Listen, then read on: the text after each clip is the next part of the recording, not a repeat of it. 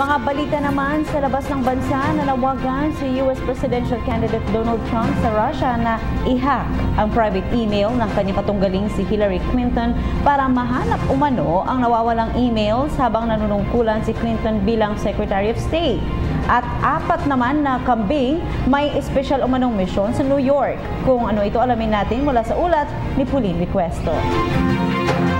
Nanawagan si US Republican Presidential Candidate Donald Trump sa Russia na i-hack ang email server ng kanyang kalaban na si Hillary Clinton upang mahanap ang mahigit 30,000 email na nawawala habang nanunungkulan bilang Secretary of State.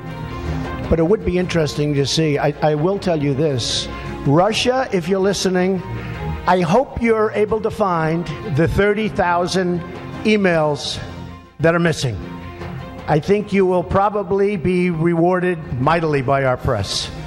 Let's see if that happens. Binatikos naman ng kampo ni Clinton ang pahayag ni Trump at sinabing si Trump ang kauna-unahang presidential candidate na nanghihikayat sa isang foreign power na mag-espiya laban sa isang katunggali sa politika.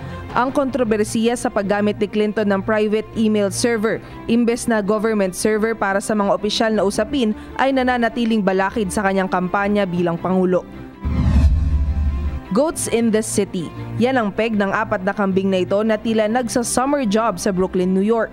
Trabaho nilang alisin ang weeds o mga damo sa isang parke sa lungsod. Kumpara sa mowing equipment, kayang tanggalin ng mga kambing ang mga damo ng tahimik at nang hindi nagdaragdag ng polusyon sa hangin. Paliwanag ni Rebecca McMakin ng Brooklyn Bridge Park, palaging gutom sina Eyebrows, Hector, Horatio at Minnie, kaya't bagay na bagay sila para sa proyekto. Bawat kambing ay nakakakain ng 23 kilograms ng weeds araw-araw, kaya naman epektibo silang landscape managers.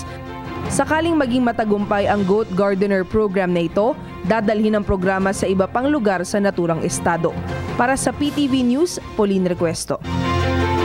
Hi, ako po si Aljo Bendijo. Subscribe na sa PTV YouTube channel. I-click lang ang subscribe button.